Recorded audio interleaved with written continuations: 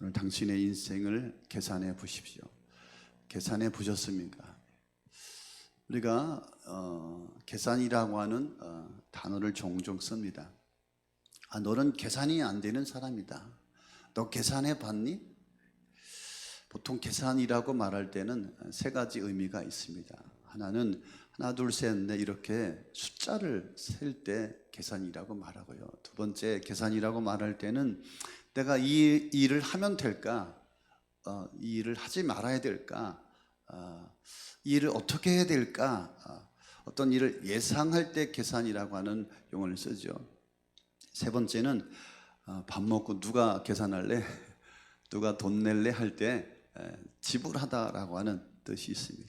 그래서 계산이라고 하는 것은 이제 결과적인 것을 예측하거나 결과적인 행동을 옮길 때 우리가 자주 쓰는 단어가 바로 계산입니다.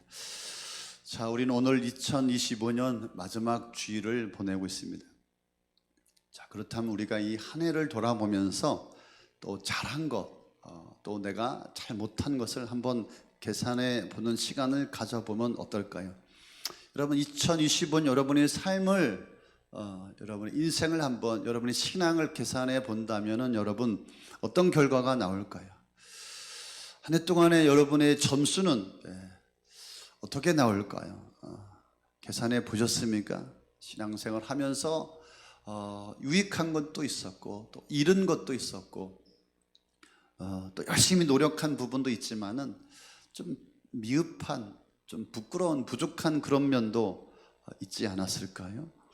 무엇이 문제였을까? 오늘 말씀을 통하여서 여러분의 신앙을, 여러분의 인생을 한번 계산해 볼 수 있기를 바랍니다. 그래서 이 계산을 통하여서 2026년에 새로운 신앙 계획을 세우는 그런 은혜가 있기를 예수의 이름으로 축복합니다. 예수님께서 제자들에게 말씀하시면서 또 오늘 우리들에게 신앙생활에도 계산이 필요하다라고 하는 것을 말씀해 주고 있습니다. 우리 예수님께서는 두 가지 이야기를 하고 계시죠. 어떤 사람이 집을 짓는데, 건축을 하는데 계산하지 않고 집을 짓는 사람이 있느냐. 저도 예배당을 2번 접었습니다. 천안의 새로남교회 30대에 제가 지었었고 또 이렇게 2번째 지었습니다. 여러분, 이 예배당을 지을 때도 철저하게 계산하지요. 계산하지 않고 공사를 시작하는 사람은 아마 없을 것입니다. 또 한 가지 경우를 예수님께서 말씀하고 계시죠. 어떤 사람이 전쟁을 하는데, 임금끼리 전쟁하는데 내가 1만 명으로 저 2만 명을 저 군사를 감당할지 헤아려 봐야 되지 않겠냐, 계산해 봐야 되지 않겠냐. 그런 계산이 없다면, 그런 싸움을 한다면 의미가 없다 이 말이죠. 예수님께서 지금 느닷없이 계산에 대해서 이야기하고, 계산을 해야 된다, 계산을 해야 된다. 주님께서 이렇게 말씀하시죠. 왜 이런 말씀을 하고 계실까요? 여러분, 지금 예수님을 따르는 제자들의 삶의 모습이 제자로서 주님을 따르고 있는데 계산이 안 되고 있다 이 말이죠. 계산이 안 되고 있는 그 제자들의 모습, 제자들은 그것도 모르고 있는 것이죠. 그 제자들에게 무엇이 문제였을까요? 그래서 예수님께서는 계산을 해보자 우리가. 또한 제자들은 어떤 반응을 보였을까요? 예수님께서 우리에게 이렇게 말씀하시는 의도가 무엇일까요? 한번 곰곰이 생각해 보아야 합니다. 예수님의 참된 제자가 예수님을 올바르게 따르려면 계산할 줄 알아야 된다. 그래서 33절에 계산하라고 하는 이유가 나타나고 있습니다. 너희 중에 누구든지 모든 소유를 버리지 아니하면 내 제자가 되지 못하리라. 여기서 소유를 버린다, 무슨 말씀일까요? 우리가 살아가면서 이런 말을 하지 않습니까? 어떤 것은 내가 붙잡아야 되고 어떤 것은 내가 버려야 된다. 버려야 될 때가 있어요. 주님을 따라갈 때 우리가 계산해 보아야 된다, 이 말이에요. 주님께서 지금 제자들을 지적하고 있는 것입니다. 너희들이 지금 버려야 될 것을 버리지 않고 예수님을 따라가고 있다. 너희들이 생각하지 않고 고민하지 않고 지금 너희들이 나를 따라오고 있다. 너희들이 지금 나를 따라오고 있는데 그것은 감정적이다. 계산하지 않았다, 이 말은 감정적이다, 즉흥적이다. 이런 말이에요. 그렇죠, 여러분. 예수님께서 제자들에게 말씀하셨죠. 너희들이 다 나를 버릴 것이다. 제자들은 섭섭해서 우리를 어떻게 보시고 예수님께서 우리가 자기를 다 버린다고 말씀하셔. 예수님을 가장 가까이 따랐던 베드로, 그죠? 아니, 예수님 그런 말씀하시면 서운하십니다. 나는 다 버려도 주님만은 제가 마지막까지 함께 하겠습니다. 제일 먼저 버린 사람이 누구죠? 베드로였어요. 예수님께서 십자가를 지시기 전부터 내가 주님을 안 버리겠습니다. 제일 먼저 도망친 사람이 누구예요? 베드로라 이 말이죠. 무엇이었습니까? 감정이었다 이 말이죠.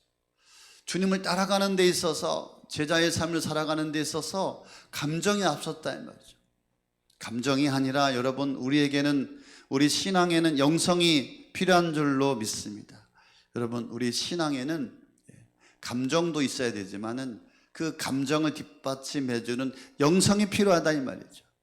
감성이 필요합니다. 설교를 들으면서 감동을 받고 은혜를 받고 눈물을 흘리고, 이것은 감정이에요. 여러분, 감정을 배제하고서는 신앙생활을 할 수가 없어요. 그러나 중요한 것은 우리의 감정을 뒷받침해주는 여러분 올바른 영성이 있어야 된다 이 말이죠. 이런 영성이 없으면은 감정적으로 신앙하고 주님을 따르다 보면은 언제든지 무너지고 실패하고 주님을 떠나갈 수밖에 없다라고 하는 것입니다.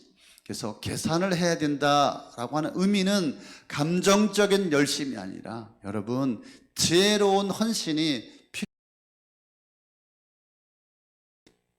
그래서 여러분, 감정적 요소가 필요하지만 영성이 없는 감정은 주님의 일을 무너뜨리기가 쉽습니다. 그래서 예수님은 너희들 나를 따라오너라, 무조건 나를 따라와라, 무조건 나를 믿어라, 너희들 아무것도 하지 말고 내가 시키는 대로만 해라, 믿다 보면 좋은 결과가 있을 것이다, 무조건 따라와라, 좀 이렇게 말씀하신 적이 없습니다. 우리가 주님을 따라갈 때 바른 이성과 또 바른 영성과 바른 분별력으로 참된 제자가 되어서 우리가 주님을 따라가야 할 줄로 믿으시기를 바랍니다. 여러분, 우리는 신앙생활을 그냥 할 수 있어요. 계산을 염두에 두지 않고 하나님 원하시는 그런 분별력, 그런 결단력, 그런 판단력 없이 우리가 그냥 신앙생활할 수 있다 말이죠. 여러분, 한 해 동안에 이렇게 신앙생활했다면, 이렇게 주님을 따라왔다면 우리는 다시 한번 계산해 봐야 할 필요가 있는 줄로 믿습니다. 우리가 교회도 다니고 예배도 드리고 목장 모임도 하고 우리가 이것저것 우리가 헌신하고 또 우리가 신앙생활을 하고 있지만, 그러나 주님이 그렇게 말씀하시는 거죠. 너희가 내 제자가 되지 못하리라. 그렇습니다. 주님이 원하시는 제자, 성숙함, 신실함, 온전함, 주님께서 원하시는 그런 삶이 나타나지 못할 수 있다, 주님께서 말씀하고 있는 것입니다. 사랑하는 성도 여러분, 여러분의 신앙의 모습들 한번 계산해 보시기를 바랍니다. 나는 정말 제자입니까? 아니면 신자입니까? 아니면 썬데이 크리스찬입니까? 기분에 따라 다니고 적당히 신앙생활하는, 적당히 힘들면 내려놓는, 적당히 피하는 그런 사람입니까? 그런 사람은 지금 오늘 말씀하시는 거예요. 계산이 필요하다. 계산이 필요하다. 냉정하게 지금 내 신앙생활, 나의 삶의 모습을 정말 저울에 올려놓고 정확하게 계산해 봐야 할 필요가 있다 이 말이죠. 다시 한번 말씀을 통하여서 여러분의 신앙과의 삶에 대해서 다시 한번 분명한 시각을 가지고 참된 제자로 주님을 따라오기를 오늘 우리에게 촉구하시고 기다리시고 말씀하고 계심을 믿으시기를 바랍니다. 그래서 나의 정체성, 나의 신앙의 정체성을 다시 한번 새롭게 하여서 2026년에는 놀라운 은혜의 축복의 삶이 되어지기를 예수의 이름으로 축복합니다. 27절에 말씀해 보니까 그렇게 말씀하고 있어요. 누구든지 자기 십자가를 지고 나를 따라오지 않으면 내 제자가 되지 못한다. 제자가 될 수가 없다. 여러분, 자기 몫을 다른 사람에게 떠넘기는 사람은 여러분 계산이 안 되는 사람이라. 그래서 우리가 말할 때 그러죠. 저 사람은 계산이 안 돼. 계산이 안 나와. 좋은 말이야, 나쁜 말이야? 별로 좋은 말이 아니죠. 계산이 안 된다. 예수님도 지금 그렇게 말씀하시는 거. 계산이 안 된다. 너희들이 제자인데 누구든지 자기 십자가를 지고 나를 따라와야 참된 제자다. 십자가, 자기 몫입니다. 자기가 져야 할 십자가와 사명입니다. 십자가는 우리에게 주신 하나님의 사명이고 직분이고 책임이고 의무입니다. 한번 계산해 보셨습니까? 내가 십자가를 지는 것이 은혜입니까? 내가 십자가를 버리는 것이 은혜입니까? 내가 사명을 제대로 감당하는 것이 복입니까? 나에게 주신 사명을 저버리는 것이 복입니까? 나에게 주어진 은혜와 또 의무와 책무를 감당하는 것이 복입니까? 책임과 의무를 버리는 것이 복입니까? 계산이 안 되는 사람이에요. 계산을 못하는 사람이었어요. 하나님께서 저와 여러분을 정말 귀하게 여기시고 사랑하여 주셔서 목사로 세우시고 장로로, 권사로, 집사로, 또 목자로, 또 교사로, 예배팀으로, 거룩한 성도로 우리를 부르시고 주님을 따라오라 말씀하시고 또 십자가를 우리에게 지워줬다 이 말이죠. 근데 계산할 줄 모르는 사람들은 어떻습니까? 십자가가 무겁다, 십자가가 고통이다, 십자가가 부담스럽다, 내가 왜 이걸 지고 가야 되냐, 억울한 생각이 들어요. 그러나 계산을 잘하는 사람은 여러분 십자가를 지는 것이 유익이요, 영광이요, 축복이요, 은혜요, 하나님의 복이 됨을 깨닫게 되는 줄로 믿으시기를 바랍니다. 아멘. 그래서 사명과 또 책임을 거부하는 사람은 계산이 안 되는 사람이다. 무책임한 사람이다. 자기의 정체성을 잃어버린 사람이다. 현재의 상황과 내일의 상황에 대해서 전혀 계산이 안 되는 영적 무지의 사람입니다. 이런 자 하나님께서 계산할 것이 없습니다. 자신도 계산받을 것이 없는 참으로 안타깝고 불행한 삶입니다. 지금까지는 하나님 십자가 어떻게 지고 오셨습니까? 여러분, 십자가를 지지 않았다면 그 지지 않은 이유는 또 무엇이었습니까? 한번 생각해 볼 수 있기를 바랍니다. 또 28절, 29절에 말씀해 보니까 여러분, 건축하는 자처럼 세밀하게 철저하게 계산이 필요하다. 주님을 따르려면 예수님께서 말씀하고 있습니다.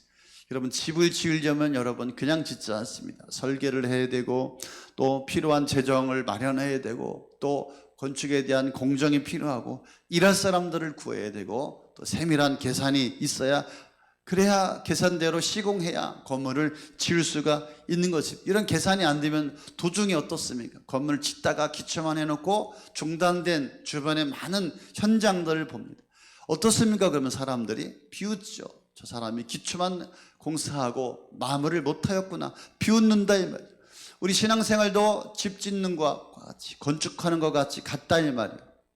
보이지 않는 여러분의 믿음이 지금 건축되어져 가고 있음을 믿으시기를 바랍니다. 여러분, 신앙생활을 하기 시작한 그날부터 여러분 기둥이 여기저기 세워지고 창문이 만들어지고 지붕이 생기고 여러분의 신앙도 지금 집을 짓는 것처럼 건축을 하는 것처럼 여러분 보이지 않는 여러분 신앙의 집이 세워져 가고 있음을 믿으시기를 바랍니다.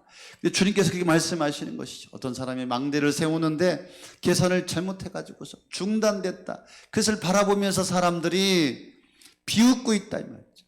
여러분, 계산해야 합니다. 내 신앙을 철저하게 여기저기 빈틈이 없도록 주님께서 원하시는 것이 무엇일까? 나의 신앙에 하나님께서 기대하시는 것이 무엇일까? 정말 여러분, 주님께서 원하시는 그런 모양과 모습으로 잘 만들어져서 계산을 잘해서 여러분의 신앙의 집을 잘 지어가기를 예수의 이름으로 축복합니다. 또 여러분 31장 31절 32절에 보니까 전쟁을 준비하는 것처럼 계산하고 무장해야 된다 이렇게 말씀하고 있어요. 어떤 임금이 전쟁을 하는데 2만 명이 지금 쳐들어가고 있어요. 나는 지금 1만 명밖에 안 되는데 내가 당해낼 수 있을까? 헤아려 봐야 되지 않겠냐? 계산해 봐야지 되지 않겠냐라고 이야기하고 있습니다. 여러분, 지금 전쟁을 한다는 것은 적군이 있다는 것이죠. 적이 나를 상대하고 나에게 싸움을 걸어왔다 이 말이죠. 여러분, 우리가 무작정 덤빌 것이 아니라 여러분 적군을 철저하게 또 계산하고 상대를 맞설 준비하는 것이 먼저입니다. 감정과 용기만으로는 여러분 전쟁에서 승리할 수가 없습니다.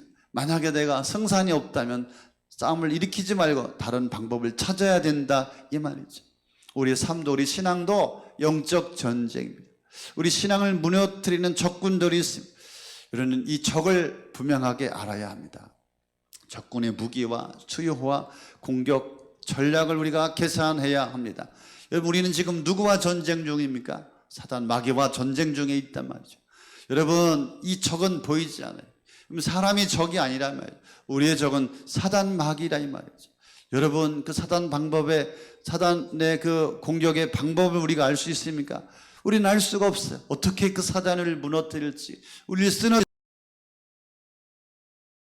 상대는 여러분 화해가 안 된다 이 말이죠. 여러분, 임금과 임금은 화해할 수, 그러나 영적 전쟁의 상대 마귀는 우리가 화해할 수가 없다 이 말이죠. 화해하는 순간에 우리의 신앙이 무너지고 여러분 나락으로 떨어져 버리는 것입니다. 우리의 적군은 바로 사단이기 때문에 그렇습니다. 그런데 지금 33절 35절에 보니까 사단과 싸울 수 있는 무기는 바로 하나님이신 줄로 믿습니다. 그렇게 말씀하고 있습니다. 이와 같이 너희 중에 누구든지 자기의 서유를 보이지 못하면 능히 내 제자가 되지 못하리라. 여러분, 나의 힘과 나를 의지하지 말고 여러분 하나님을 의지하면서 싸우시기를 바랍니다. 내가 가진 힘으로는, 내가 가진 능력으로는 이 사단을 감당할 수가 없습니다. 그래서 혈과 육에 대한 싸움이 아니다 이렇게 말씀하셨어요. 내가 사단과 싸워서 이기려면 여러분 계산을 해야 돼요. 어떻게 계산해야 됩니까? 여러분, 나의 것을 내려놓고 문제가 무엇인가 한번 점검하면서 나의 힘, 나의 지혜, 나의 능력, 나의 가진 것으로 감당하려고 하면 낭패를 당하게 되는 것입니다. 그래서 우리는 깨닫게 되죠. 나는 안 되는구나. 실패할 수밖에 없구나. 그래서 내가 예수님을 의지하고 예수님을 붙들고 예수의 이름을 부르고 하나님을 의지해야 되는구나. 하나님이 싸우시면 마귀는 패하고 우리는 영적 전쟁에서 승리하게 될 줄로 믿습니다. 그래서 여러분, 자신의 힘과 권세와 자신의 것으로 여러분 싸우지 않기를 바랍니다. 갑자기 여러분 34절에 보니까 이 계산이 안 된다 이런 말씀하시다가 여러분 소금의 맛에 대해서 예수님께서 말씀하고 있습니다. 여러분, 그렇습니다. 이 소금의 맛은 바로 성도의 권세이다 이 말이죠. 그래서 너희들은 세상의 소금이다. 맛을 잃으면 소금이 어떻게 되겠느냐. 밭에도 거름도 안 되고 썩어 버리게 된다 라고 하면서 소금의 맛을 이야기하고 있습니다. 여러분, 성도들의 무기는 바로 성도의 권세, 소금의 삶인 줄로 믿습니다. 할렐루야. 여러분, 예수 그리스도의 맛이 나올 때 나의 삶에서 영적 전쟁 가운데 승리하게 될 줄로 믿습니다. 또 35절에 보니까 여러분 성령의 소리에 따르시기를 바랍니다. 여러분, 계산을 잘 해보시기 바랍니다. 나는 많이 아는데, 나는 많이 배웠는데, 나는 신앙의 연륜도 경륜도 많은데 이런 거 다 쓸데없습니다. 밖에 버려야 합니다. 성령의 인도함을 받아야 할 줄로 믿습니다. 자기 기분에 따라, 자기 감정에 따라, 자기 판단에 따라 움직이지 마시고 성령의 소리, 성령의 감동을 받고 따르시기를 바랍니다. 우리는 불완전합니다. 우리는 문제가 많습니다. 그래서 우리는 성령의 음성을 따를 때 우리는 이 전쟁에서 승리하게 되는 것입니다. 말씀을 통하여서 여러분 적용해 볼 수 있기를 바랍니다. 계산이 안 되는 신앙생활을 계속해서는 안 된다 이 말이죠. 한 해 동안 어떻게 신앙생활 해 오셨습니까? 계산이 안 되는 신앙생활을 계속하면 안 된다 이 말이에요. 안 되는 줄 알면서 계속 반복되는 신앙생활 하게 되면 결국은 실패하고 여러분 무너질 수밖에 없다 이 말이에요. 시간이 갈수록 신앙생활하는 것이 더 고역이고 더 슬픔이고 더 고난이고 아픔만 계속될 뿐이다 이 말이에요. 이 한 해가 얼마나 쏜살같이 달려왔는지 몰라요. 여러분, 뭔가 앉아서 계산할 생각도 틈도 없이 한 해가 훌딱 지나가 버리고 말았습니다. 그렇다면 또 이 한 해도 그렇게 우리가 살아가며 그렇게 맞이하시겠습니까? 여러분, 또 내년도 그렇게 지나갈 것입니다. 여러분, 계산이 안 되는 삶을 우리가 지속한다면 여러분, 그것은 우리의 삶을 어렵게 힘들게 엉망진창으로 만들지 않겠습니까? 오늘 주님 앞에 나오신 사랑하는 성도 여러분, 여러분의 삶의 내용을 다시 한번 돌아보시길 바랍니다. 내가 성도로서, 신자로서, 하나님의 사람으로서, 내가 제자로서, 직분을 받은 사람으로서 내가 한 해 동안에 어떻게 살아왔는가 점검해 보시고, 더 중요한 것은 무엇입니까? 감정이 아니라 이 말. 여러분, 우리에게는 분명한 영성이 필요하다. 여러분 어떻게 한 해 동안에 여러분 영성을 가지고 지금까지 달려오셨습니까? 여러분 얼마나 기도하셨습니까? 여러분 얼마나 여러분 하나님의 말씀을 붙들고 말씀을 먹고 말씀을 의지하면서 살아오셨습니까? 여러분 가진 직분에 대해서 얼마만큼 헌신하시고 충성해 보셨습니까? 다른 사람과의 관계는 어떻습니까? 여러분 내가 받은 사명과 달란트를 통하여서 주님을 섬기고 주님을 기쁘시게 하고 정말 힘있게 주님을 사랑하며 섬기며 노력하면서 이루며 살아오셨습니다. 중요한 것은 또 무엇입니까? 시험이 왔을 때 여러분 그 시험 얼마나 감당하고 이겨내시고 그 시험 가운데 여러분 승리하면서 오셨습니까? 내가 시험을 당했을 때 여러분 오히려 다른 사람의 시험을 내가 도와줘서 그 사람을 일으켜주는 자가 되어야 되는데 다른 사람이 시험에 나도 거기에 휩쓸려서 나도 시험을 당한 그런 어린아이와 같은 연약한 모습은 아니었습니까? 여러분 우리는 하나님 앞에 신앙생활하는 거예요. 사람 앞에 여러분 신앙생활하는 게 아니란 말이요. 누구 때문에가 아니라 내가 하나님 앞에 바로 서야 하는 것이라 이 말이죠. 여러분 나 자신을 한번 계산해 보십시오. 나의 신앙은 영성에 기반된 신앙인가? 영성에 기반된 믿음인가? 돌아보시기를 바랍니다. 그래서 철저하게 여러분 자신을 살피고 가꾸고 다시 한번 힘을 내어서 노력하여서 주님 앞에 온전하게 세워지는 그런 은혜가 그런 귀한 한 분 한 분이 되어지기를 바랍니다.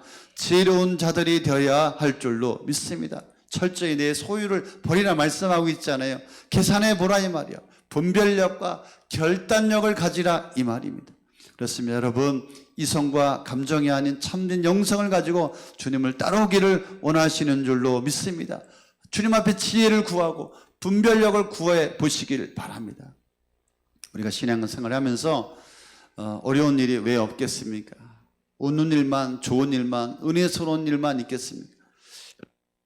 조금만 어려움이 오고 조금만 시험이 오고 그러면 이겨내지 못하고 피하고 숨고 그러면 누가 이 교회를, 누가 주님의 일을 감당할 수가 있겠습니까? 누가 영혼을 책임지고 누가 이 사명을 책임지고 직분을 감당하며 사명을 감당할 수가 있겠습니까?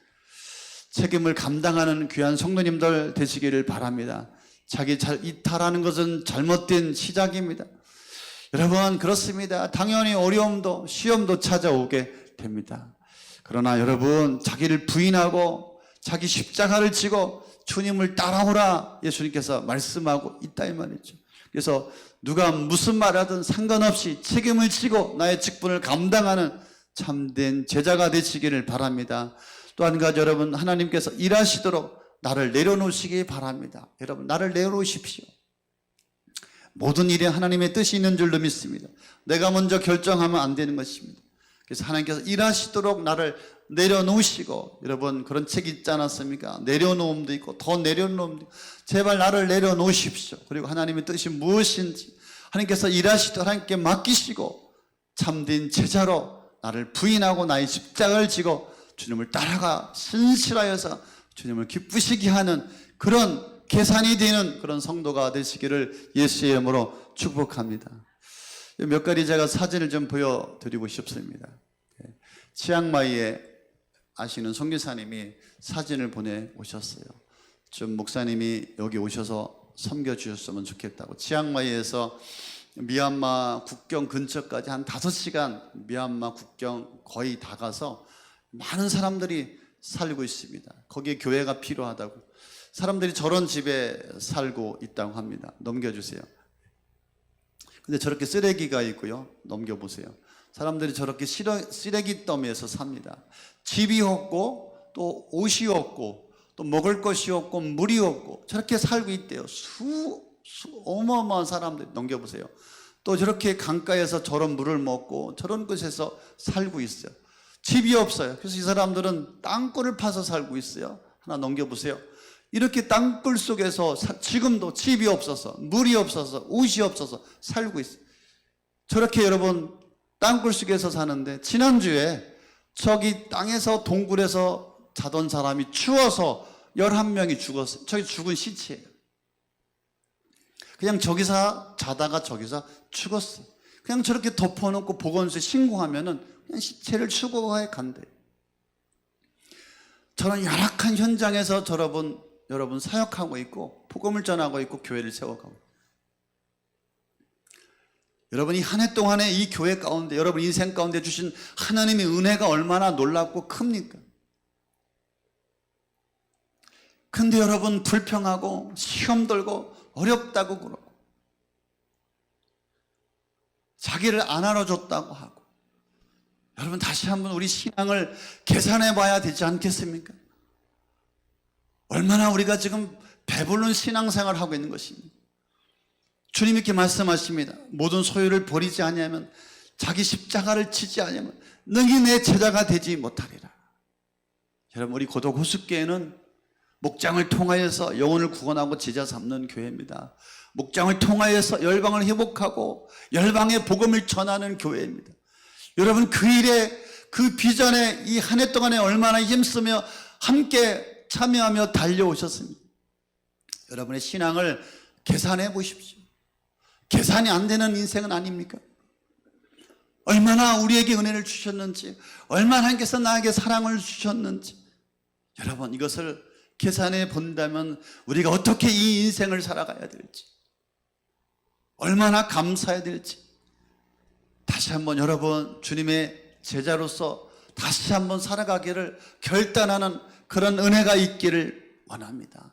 계산해 보십시오. 여러분의 신앙, 여러분의 삶을 더 우리가 성숙해야 하고, 더 신실해야 되고, 더 이기고 감당해야 되고, 여러분 나의 십자가를 지고 나를 부인하고 주님을 따라가는 하나님의 사람들 지금 찾으시고 부르시는 줄로 믿습니다. 2025년은 다 지났습니다. 그렇다면 2026년 계산이 안 되는 사람이다, 이런 사람이 아니라 계산이 되는 사람, 열매가 있는 사람, 주님을 진심으로 따라가는 제자들이 이 교회에 일어나기를 예수의 이름으로 간절히 축원합니다.